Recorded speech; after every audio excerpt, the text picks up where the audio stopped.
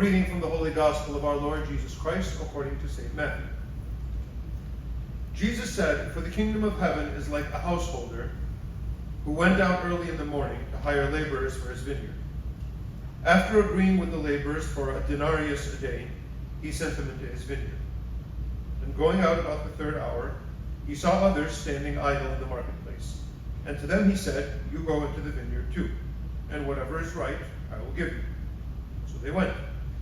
Going out again the 6th hour and the 9th hour, he did the same. And about the 11th hour he went out and found others standing. And he said to them, 'Why do you stand here idle all day?' They said to him, 'Because no one has hired us.' He said to them, 'You go into the vineyard too.' And when evening came, the owner of the vineyard said to his steward, 'Call the laborers and pay them their wages, beginning with the last up to the first.' And when those hired about the 11th hour came, each of them received a denarius. Now, when the first came, they thought they would receive more, but each of them also received a denarius. And on receiving it, they grumbled at the householder, saying, 'These last worked only 1 hour, and you have made them equal to us who have borne the burden of the day and the scorching heat.' But he replied to one of them, 'My friend, I am doing you no wrong. Did you not agree with me for a denarius? Take what belongs to you and go. I choose to give to this last as I give to you. Am I not allowed to do what I choose with what belongs to me? Or do you begrudge my generosity? So the last will be first, and the first last."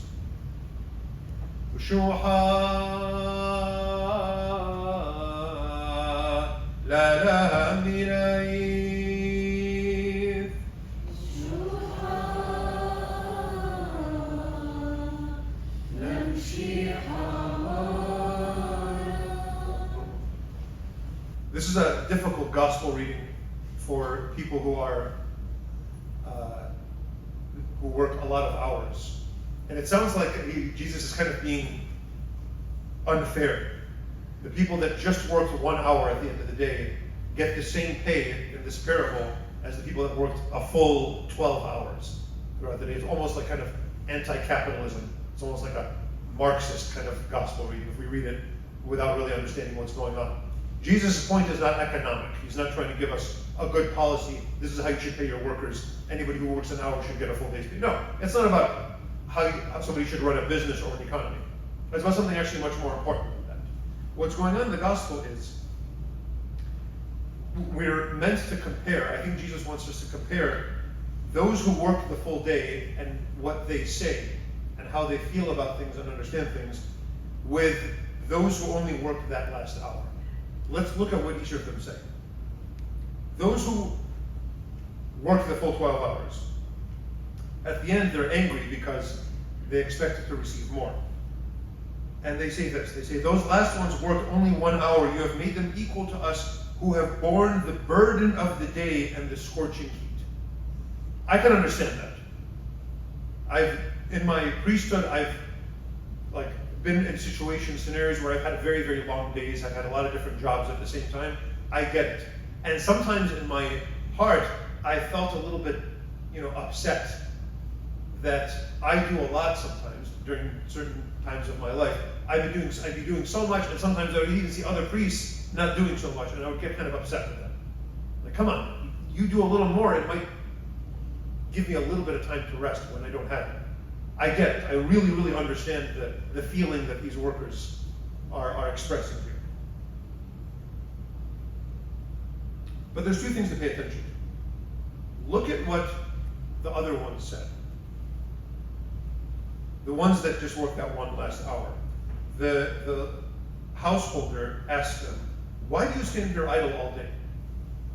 These are day laborers. They're not people that have a job that they're waiting because they don't have a job to do until somebody gives them work just for that day.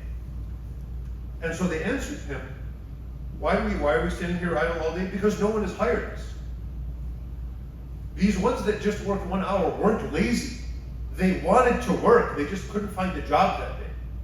That means they were standing in the marketplace for 11 hours.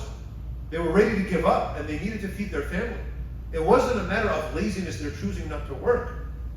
And sometimes, and just the other day I was having a conversation with somebody who is close to the church. His family, they all are regular church attendees. And a scenario came up where one of his friends who was not a church member, and he got married outside the church. He didn't get married in the church at all. And the guy that we were all having a conversation together, and that guy, it didn't work out. And I said, look, you weren't married in the church in the first place. That's actually an invalid marriage. You got married somewhere outside, wherever, in the court or something like that. That's an invalid marriage. That means you're actually free to marry in the church. He was an old man, he wasn't going to get married anyway, but I was just kind of teasing him about that. The other guy who was married in the church, he said, that's not fair. I said, what are you talking about? It's not fair. You who are in the church, who are close to God, yes, we have more of a responsibility, absolutely. It's not, why is it fair? We're going to get judged more harshly than people who aren't even close to Jesus. Absolutely. More was given to us. And that means we're more responsible for more. We have borne the burden of the day and the scorching heat. It's a good thing. Those who don't have Christ, those who aren't working for God, yeah, they have an easier life. It is easier, but it's empty. No one has hired us.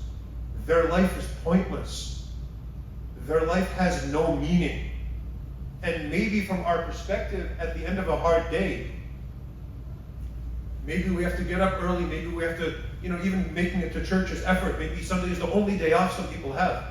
And it's my only day off, and you want me to take my only day off and get my family ready and go to church, and it's at 1:30, it's a terrible time for the day.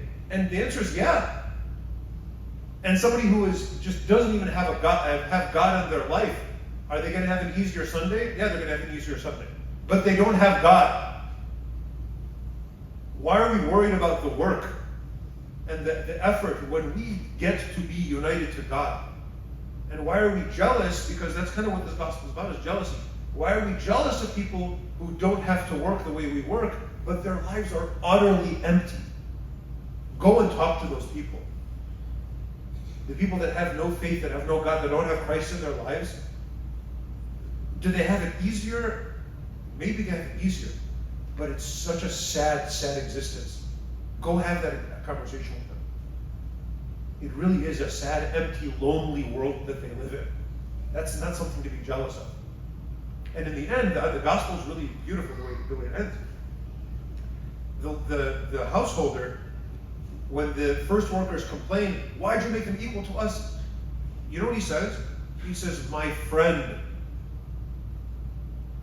We're friends with the Lord of the universe. The kingdom of heaven, at the beginning of the gospel, Jesus says, he doesn't say the kingdom of heaven is like a vineyard. He doesn't say the kingdom of heaven is like a long day of work. He doesn't say the kingdom of heaven is like resting after a long day of work. He says the kingdom of heaven is like the householder. What is the kingdom of heaven? It's God himself. What is it to live as a member of the church? It is to be united to God. And if we're united to God and his love is dwelling in our hearts, what that's supposed to do is that love is supposed to burn so hotly, so brightly, that we don't even notice the work. And that at the end of the day, whatever we're working for love, we're working for God, we're working for care of our families, for love of our children.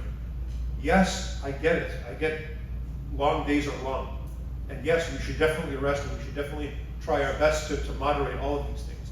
But in the end, remember why we're doing it. The more we remember why, the more we remember who we're doing it for, the easier that work will be, and the more the sweetness and the rest of God will dwell in our hearts.